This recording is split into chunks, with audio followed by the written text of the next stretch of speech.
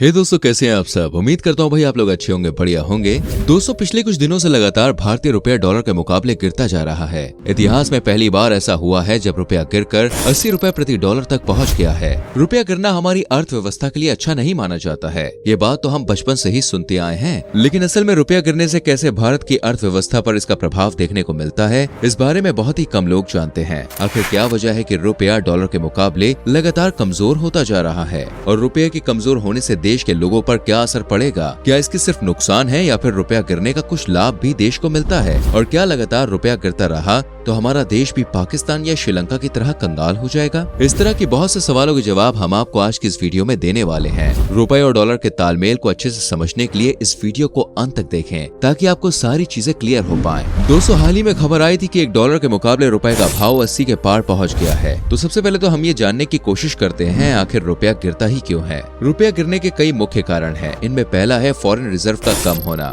Foreign reserve यानी विदेशी मुद्रा भंडार। एक देश का विदेशी मुद्रा भंडार जितना कम होगा उतना ही उस देश की करेंसी डेप्रिशिएट होगी। पिछले साल तक भारत के विदेशी मुद्रा भंडार में 635.36 बिलियन डॉलर्स थे, लेकिन आज ये आंकड़ा गिरकर 580.252 बिलियन डॉलर्स तक पहुंच गया है। यानी एक साल में फॉरेक्स रिजर्व में बहुत बड़ी गिरावट देखने को मिली है। आज दुनिया के ज्यादातर देश अपने विदेशी मुद्रा भंडार में डॉलर के रूप में ही करेंसी रखते हैं, क्योंकि डॉलर से ही दुनिया के ज्यादातर देश व्यापार करते हैं और इसकी वैल्यू कम होने का खतरा भी नहीं रहता है। भारतीय सरकार पिछले कुछ समय से लगातार डॉलर खरीदने की कोशिश कर रही है, लेकिन विदेशी मुद्रा भंडार में उसके बावजूद गिरावट दर्ज की जा रही है। दूसरा कारण अंतर्राष्ट्रीय स्तर पर क्रूड ऑयल की कीमतों में बढ़ोतरी होना है। रूस और यूक्रेन के युद्ध शुरू होने के बाद से भारतीय रुपया डॉलर के मुकाबले 5% तक कमजोर हुआ है। हालांकि ये आंकड़ा बहुत ज्यादा बुरा नहीं है और अन्य देशों की मुद्रा के मुकाबले भारतीय मुद्रा आज भी मजबूत स्थिति में नजर आती है। रूस और यूक्रेन के युद्ध शुरू होने के बाद से अब तक बांग्लादेश की करेंसी 8.2% तक गिरी है, तो वहीं चीन की करेंसी भी 5.7% तक कमजोर हुई है। ऐसे में भारत अब भी कई देशों से काफी बेहतर स्थिति में है। असल में क्रूड ऑयल की कीमतें बढ़ने से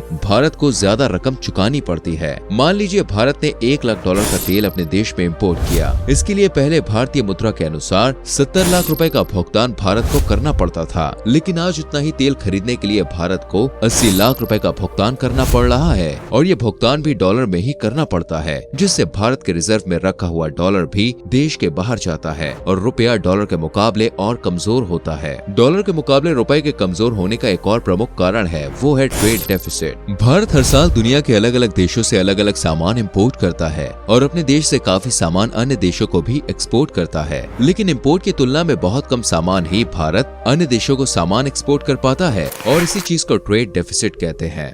यानी भारत अन्य देशों से ज्यादा सामान खरीद रहा है, लेकिन उतनी मात्रा में अपने देश का सामान बाहर नहीं बेच पा रहा है। इससे देश का डॉलर दोस्तों बाहर जाता है और बदले में कम डॉलर देश में आता है। साल 2021-2022 में भारत का ट्रेड डेफिसिट बढ़कर 189 बिलियन डॉलर्स तक पहुंच गया है और हर साल इसमें बढ़ोतरी देखी जा रही है।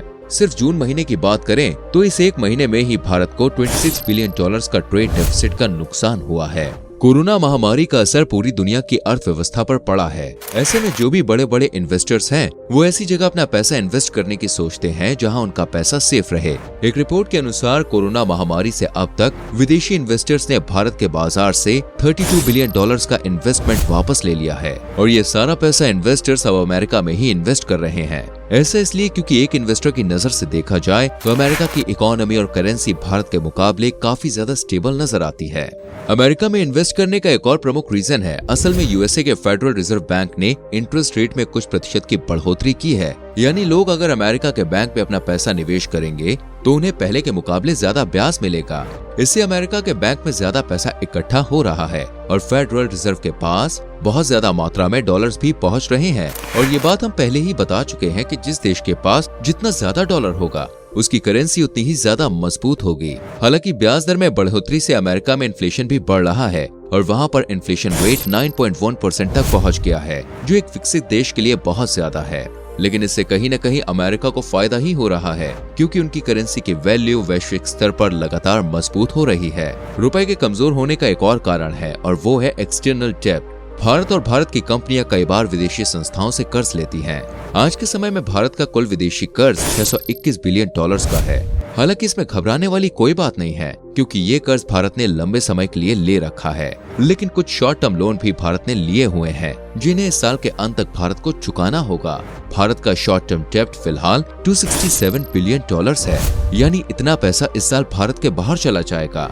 वहीं दूसरी ओर कुछ नए लोन्स भी भारत लेता रहता है और भारत में विदेशी कंपनियां निवेश भी करती हैं, जिससे शॉर्ट टर्म डेब्ट सामान्य हो जाएगा। दोस्तों, ये सब तो वो कारण है जिनके चलते भारतीय रुपया डॉलर्स के मुकाबले कमजोर हो रहा है। लेकिन अब भी आप शायद सोच रहे होंगे कि रुपए की कीमत आखिर तय कैसे की जाती है। असल में देखिए, ये पूरा खेल डिमांड एंड सप्लाई पर आधारित है, यानी भारतीय मुद्रा की डिमांड अगर बढ़ेगी तो उसकी कीमत भी बढ़ेगी।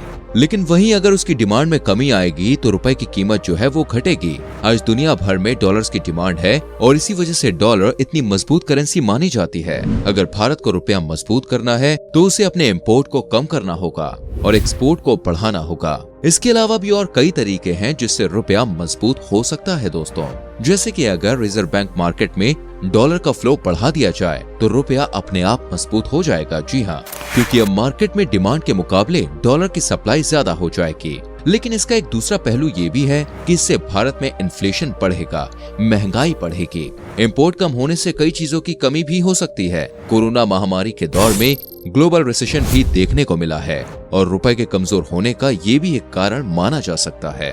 भारतीय रुपए के कमजोर होने से इससे देश के भीतर कई चेंजेस देखने को मिलेंगे। रुपया जितना ज्यादा कमजोर होगा उतनी ही महंगाई भारत में बढ़ेगी, क्योंकि रुपया कमजोर होने से भारत को कच्चा तेल खरीदने के लिए बहुत कीमत चुकानी पड़ेगी और तेल की कीमतें बढ़ेगी तो भारत में ट्रांसपोर्टेशन तो महंगा होगा ही और ट्रांसपोर्टेशन के कारण अन्य सभी वस्तुएं महंगी हो जाएगी। इससे सबसे ज्यादा परेशानी महिलाओं को होगी, क्योंकि उनकी रसोई का पूरा बजट बिगड़ सकता है। वहीं भारतीयों के लिए विदेश में घूमना भी महंगा हो जाएगा, क्योंकि अब विदेशों में जाकर विदेशी मुद्रा या डॉलर खरीदने के लिए ज्यादा रुपए चुकाने होंगे। विदेशों में पढ़ने के लिए गए हुए छात्रों पर भी महंगाई का बोझ पड़ेगा। भारतीयों के लिए विदेशी कॉलेजों की जो फीस है वो महंगी हो जाएगी। भले ही कॉलेज अपनी फीस में बढ़ोतरी ना करे, लेकिन इंडियन स्टूडेंट्स की जेब पर इसका असर पड़ेगा दोस्तों। मान लीजिए किसी कॉलेज की फीस पहले $1000 प्रति माह थी, ठीक है, तो भारतीय स्टूडेंट्स को उसके लिए 70,000 रुपए चुकाने होते थे। लेकिन रुपए के कमजोर होने से अब भारतीय स्टूडेंट को 80,000 रुपए एक महीने की फीस के तौर पर देने होंगे। वहीं दोस्तों, रुपए के कमजोर होने से कुछ फायदे भी देखने को मिलेंगे। भारत की एक्सपोर्ट ट्रेड में बढ़ोतरी होगी, क्योंकि अन्य देशों के लिए अब भारत से सामान खरीदना सस्ता पड़ेगा। इसी कारण देश के व्यापारियों को इससे फायदा होगा।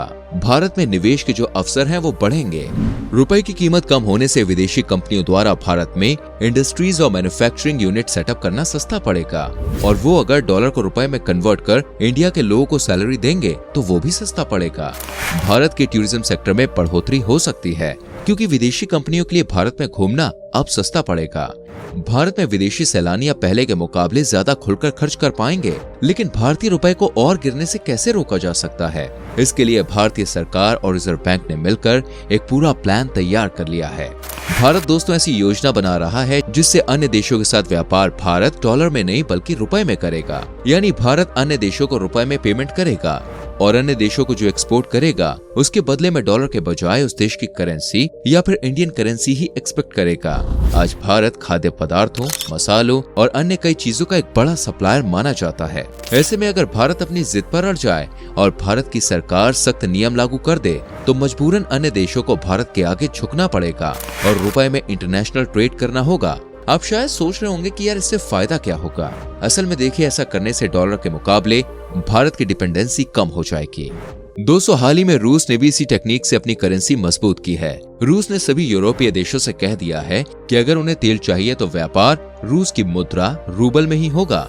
दरअसल इस साल मार्च 2022 की शुरुआत को रूबल की करेंसी डॉलर के मुकाबले काफी कमजोर हो गई थी, लेकिन 4 महीने के भीतर ही रूस ने अपनी करेंसी 60% तक स्ट्रॉन्ग कर ली है। आज एक डॉलर की कीमत 57.22 रूबल के बराबर हो गई है और ऐसा सिर्फ रूस के सख्त रवैये के कारण ही हो पाया है। रूस ने डॉलर में व्यापार करना लगभग पूरी तरह से बंद कर दिया है। इसी तरह अगर भारत भी डॉलर पर अपनी निर्भरता कम कर दे तो रुपया फिर से दोस्तों मजबूत हो सकता है।